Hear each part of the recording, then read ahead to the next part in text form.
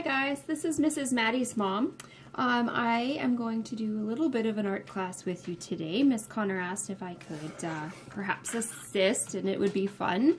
So what I have is Maddie has this great big huge sketching paper, but really any paper will do, like printer paper, any plain paper, or it's just with pencil, paper. I have my eraser and I have a ruler. You could do this freehand. So I saw this really neat idea on Pinterest, and what it was is a brick wall, and it looked like there was a hole in the wall, and then you could draw a picture on the inside. So the one that we saw had like a unicorn in the middle, or you could have like different characters, or trees, or flowers, a wolf. Oh, Maddie with her wolves and cats, right? So what we're gonna start with is, I'm going to leave my hole pretty big. I have an idea of how big I want my punched through hole of the brick. So what I'm going to do first, I'm going to lay out my ruler, and I'm just going to draw my first line. And then maybe I want it down here. So I'm going to want jagged edges. So what I'm probably going to do is just take my ruler, and I'll be like, okay, so I kind of want to jut there, and maybe pull it back a little bit, and then this one inside a little bit, and same over here, but I'm probably going to do it a little bit. And we want brick lines, they're very even and straight, that's why we're using the ruler. So I'm just going to do a bunch of other little randoms, but I want to keep it kind of straight here in relation to the other side. Maybe like that. Okay, so let's do, this is my top, and this is my bottom. Okay, so brick walls, the bricks are laid staggered. They're not all with lines going straight up and down like this. And like this one would have a line here, and then it's staggered back and forth. But I actually want to make these a little bit thinner, so I'm actually going to do this in about half width. Okay, so off camera I finished my lines. Please ignore some of these. I decided my bricks were getting too narrow for the size of my paper, so I erased some of the middle ones there. So it's about, yeah, make them however big you want.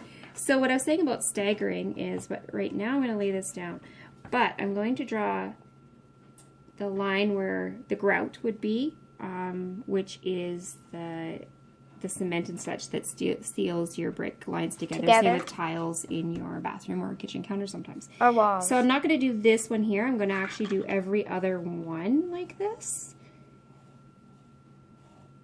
And then it moves over a little bit. And then I'm going to think about how big I want my bricks to be. I'm going to go like this. So now I did this one on this side. I'm going to do this side here. Skip one. Oh, that one's going to be a broken one. Let's not do that one yet. One. Maybe I'll do this. I'll do it really light. This one here. Then this one here. There. And there. And I'm going to go back to the original one. So I'm going to go skip. There'll be one there. One here. If you forget, you can actually refer to the other side that we're going on here. As Madison was pointing out, they do not have to be perfect. You notice that some of these are thinner than others. That is okay. We're just giving the idea of something going on, okay? So you see that I did my alternating lines, and by using the ruler, I've kind of got a consistent evenness of it. So what I want to do right now is I need to kind of figure out like where, so I want this brick here is going to be broken. This one here. So these ones, the width will not be the same as it was. It's actually kind of like our dinosaur wall where it broke out of the wall. That's true, yeah, in the gym you've got that dinosaur wall. Right, exactly, Madison. Okay, and then like that. This one's going to be here. I want that one there. Obviously, this is all freehand right now. You can still use your ruler if you want to, but that's just what I chose to do. So now what we're going to do is we're going to try to make this look 3D. So what we're going to do is we're going to visualize that this is our center. So if we're looking upwards into these corners, we're going to see the shadow of the bottom of the inside of these here. But when we look down, we're actually going to see the top of these bricks here. Okay.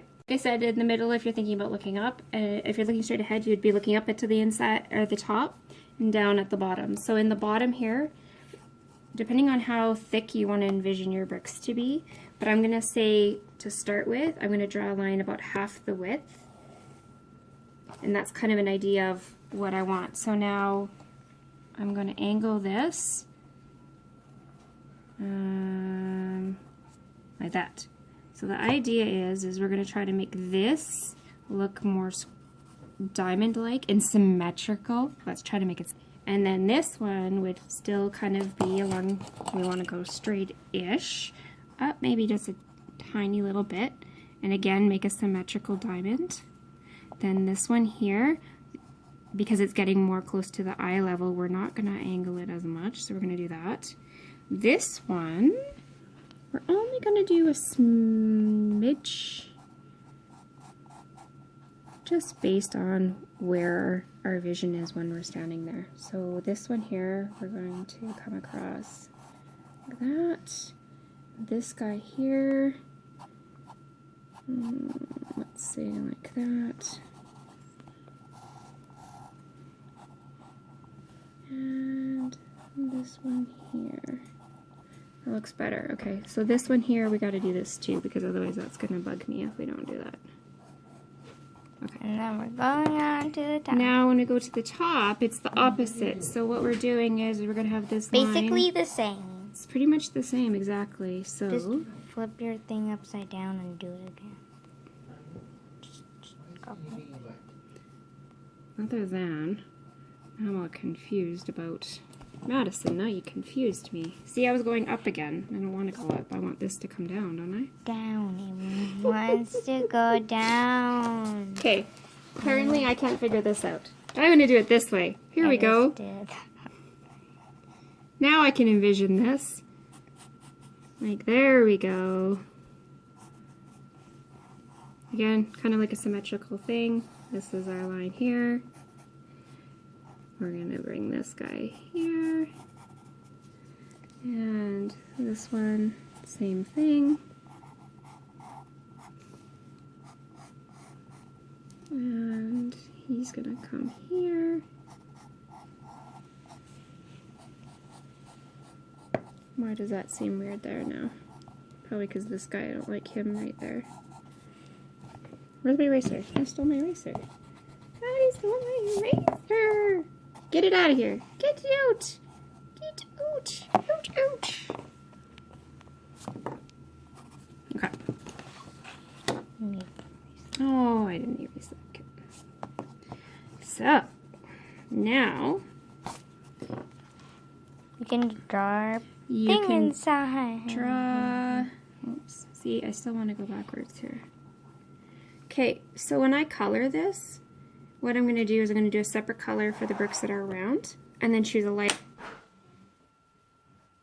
Okay, Madison just asked me, but I wanted to point out, and I wrote some lines here, some words. So when I'm drawing the shadow, the depth here, looking into it, this line is parallel with your other brick lines. So if you keep this straight, and then the next one is straight, and such as that, and then your angle to it, so you're going to just have it come out just a tiny little bit. Each of these squares or diamonds should be symmetrical. And notice what I did is this is thicker, but the next one's a little bit thinner, and then thinner, and then thinner again. And then your eye is transferring from going thinner to thicker to thicker to thick. And again, it's because I'm thinking that this is the focal point. Madison again is judging me because this is not as thick as she thinks it. No, I said it was supposed to be thin here. Why do you think it looks weird? Because it just looks weird. Because it's just tiny? Yeah. Oh, okay. Weird. Maybe when I color it'll be better. Yeah. See, it's always a work in progress. It's all in fun. Once you color it, it'll look different too. Anyways, I just wanted to point out, like I said, keeping these lines parallel, and it's thicker to thin, and then there, you notice that this here, I did not add any depth to it, and then it starts going smaller up to thicker. It's kind of weird over here too anyways. And then you can draw your thing. And then we'll draw in the middle, but I will do that in the next one. Okay, thanks. Bye.